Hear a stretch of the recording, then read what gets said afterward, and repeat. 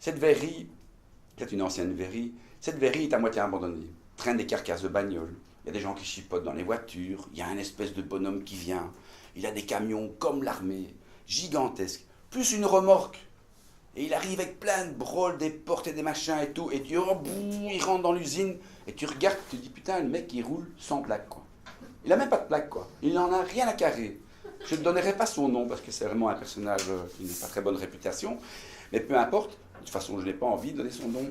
Mais ce monsieur est rentré dans cette usine en utilisant cette usine. Donc dès qu'il arrivait avec ses gros camions, il déchargeait tout, une allumette, et c'était du plastique, des pneus et tout. Un bon petit feu ici, c'est bon, et on se débarrasse. Et puis il continuait, il allait, genre communauté européenne, enlever toute l'amiante.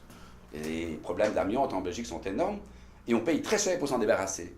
Monsieur, ce monsieur-là, pas de problème, donnez-moi ça, c'est bon. Bouf, il shotait tout à l'usine, un bon petit feu, ou alors taper ça dans les caves de l'usine, ou taper ça dans un premier étage, où il y a des immenses trous.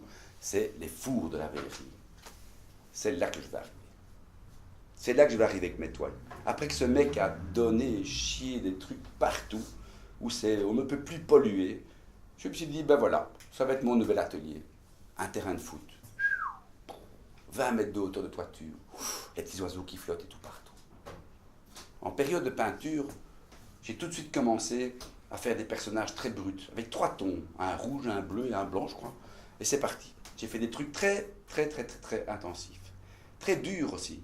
Parce que rien que le fait de respirer cette merde dans laquelle j'étais, tu sais que tu as des années à vivre en moins. Ça, c'est clair. L'amiante et tout, ça, j'ai jamais fait de bon conseil pour une bonne santé. Me voilà comme ça. J'avance. De temps en temps, l'orage se lève. L'orage est violent. Et entre ces 2 bâtiments dans lesquels je suis, il y a des gouttières qui vont déborder. Tu as des cascades d'eau qui tombent. J'ai acheté une raclette gigantesque.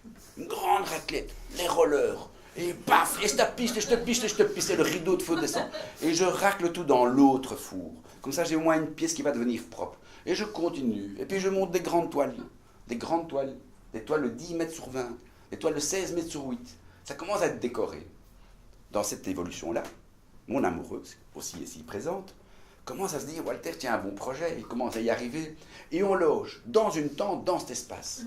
Pendant la nuit, tu es là dans cette tente, c'est un grand espace, et ça vibre. La dalle de béton bouge.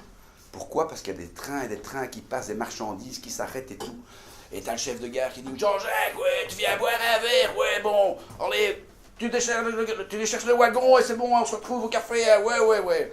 Et il est 2-3 heures du matin, t'as les oiseaux qui s'envolent et tout, le vent qui passe, la flotte qui tombe, du truc de fou.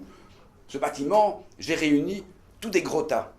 Ces gros tas, c'est ce qui peut brûler, les cartons. Mais j'en ai des kilos, vous ne pouvez pas imaginer quelle montagne de cartons. Je décide de les allumer. Un feu, 2 feux, 3 feux, il y a du vent, ça roule. 4e jour, je commence à bien avoir nettoyé mon usine. C'est tout bon. Et le 4e jour, les feux tournent et il n'y a pas un pet de vent. Toute la cheminée de ce bâtiment devient une espèce de pape qui sort par la toiture et tout. Hop là, dans le village. Alors oui, il y a l'incendie à la mairie. Toi, plein de pompiers qui arrivent en dérapage et tout. Moi, je regarde tous mes potes qui sont arrivés depuis lors dans cette usine aussi, mais un peu plus loin, mais dans la même usine. Ils me regardent dire, ça c'est du Walter, quoi. C'est clair et net, quoi.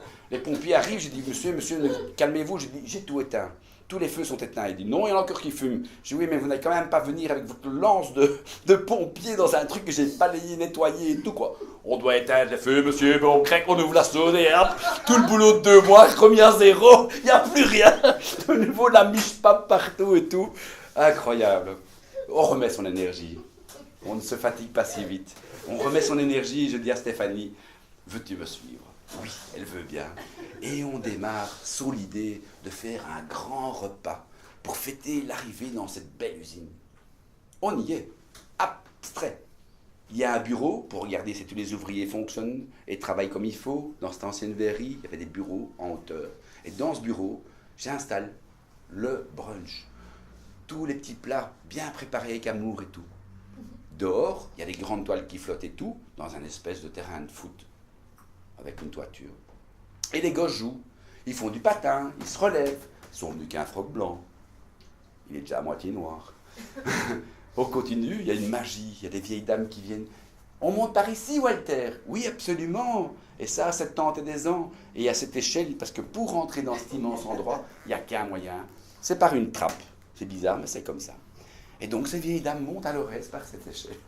Et on a passé une soirée tout à fait un peu plus cocasse, extraordinaire, croustillante, délicieuse, beaux échanges. Ceci dit, c'est un repas que je fais parce que je sais que je suis à un certain niveau de boulot et maintenant j'ai besoin d'avoir un kick. J'ai besoin qu'il y a d'autres gens qui viennent et j'ai besoin que ça avance. Et dans mon idée de base, à part avoir ça comme atelier, je veux minimum une fois par an ouvrir ça au public. C'est un immense lieu, donc on peut profiter pour faire des belles expositions une fois par an. Ça me semble un bon projet. Arrivé tout près de moi, c'est un vieil ami il y a très longtemps, avec qui j'ai eu une petite accroche sur une dispute de quelque chose qui avait été volé dans mes lieux. Et je l'avais senti comme voleur parce qu'il avait tout ce qui avait été volé chez lui. Il n'avait rien à voir, il avait trouvé ça un peu plus loin, mais à l'époque j'avais pris ça à la lettre. Et je me dis vraiment, je suis très déçu. Je vois ce bonhomme arriver comme un ange. Il est avec plein de types spéciaux, que des artistes. Et des artistes conséquents. Il y en a, ils font tout des trucs en métal pour se protéger, genre 18e là. Des armures. Et ils sont tous là, bon allez, nous on prend ce local là, un immense local, crado à mourir. Mais on fait ça, comme ça on aura notre atelier pour travailler nos armures. Et tu vois ces gens qui commencent à travailler et au bout de 15 jours tu passes, c'est déjà complètement métamorphosé. Cet espace est déjà presque en train de revivre. Et puis ça se trouve sur d'autres espaces, et de plus en plus. Et on travaille sur la façade, et la façade, hop, en 15-20 jours, elle prend forme, elle est déjà propre. 2 mois après, tu viens, elle est toute neuve, toute refaite, avec des carreaux et tout. C'est plus une ruine, cette usine, ça sort de ses cendres. Il y a une énergie de groupe invraisemblable. Avec des mecs à qui tu bouffes le midi, et bon, allez, on va manger des petites tartines, t'as bien travaillé, ouais. Tout le monde est noir, noir, noir. Il n'y a plus un qui est blanc ici. Tout le monde est black ici. On s'assit, on papote, et puis ça sort la guitare, et ça joue. Et ça joue vachement bien. Tiens, et un autre qui chante, mais mon Dieu, il chante, mais super top, quoi. Puis il y en a un qui arrive, il se met en dragon. Et il vient manger, il est en dragon. Et il fait bouger la tête de dragon, il est dedans et tout. Je dis, hop, il s'appelait Robin. Il est décédé depuis lors, mais peu importe. C'était un monsieur qui nous a donné toute son énergie de théâtre, de musique. Fabuleux, vraiment grandiose. Alors, on a commencé à avoir le pied léger.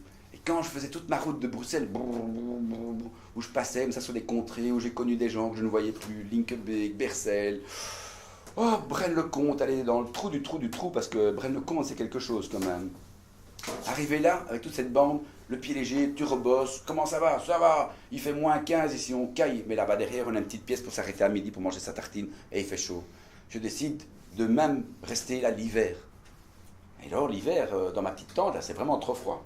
Alors j'avais mis ce petit poêle, il y a un petit poêle en haut, c'est un truc, tu mets du mazout, du pétrole, tu l'allumes, ça chauffe, ça bouffe tout ton air. Et en plus, si tu oublies de mettre du pétrole, ça continue à brûler et ça devient noir de chez noir de chez noir. Le truc s'éteint complet, il brûle la mèche et tu rentres dans ta petite tente, zip zip, il y aura d'y dormir, tu vois, il n'y a plus rien, c'est tout noir. Ah bon, super, tu fais ça, boum, t'es tout noir. Je dis bon ok, je ne vais plus dormir là-dedans. Alors je squatte une partie, là-haut, on a notre endroit pour manger et tout ça. Et cet endroit pour manger s'appelle Gare à l'Art. C'est un monsieur qui est venu vraiment avec un projet artistique, qui est aisé et qui a dit rez-de-chaussée, je loue aux basses, aux indépendants, et les étages, les artistes donnent 2 jours par mois et ne payent pas de loyer. Mais ils donnent 2 jours par mois pour travailler sur le bâtiment. Comme je disais, ce bâtiment est devenu avec des gouttières refaites, la musique, les installations électriques, des WC, salle de bain, une douche, tout ce qu'il faut pour vivre heureux. On arrive à l'ouverture de lieu. On y est, il y a 2 ans que ça travaille, maintenant c'est l'ouverture. Sur simple excuse, un parcours d'artiste. Et sur ce parcours d'artiste, on s'est retrouvé sur une réunion artistique, mais phénoménale, comme si on avait un budget pire que la BRT, quoi. Hein? On y va, quoi. Et musiciens, théâtre, expo, tout de bon niveau, bien exposé, de la lumière, etc. Et vécu l'apothéose de Braine-le-Comte sur le plus beau moment de vie d'un groupe de gens. L'union fait la force, je crois. J'ai fini.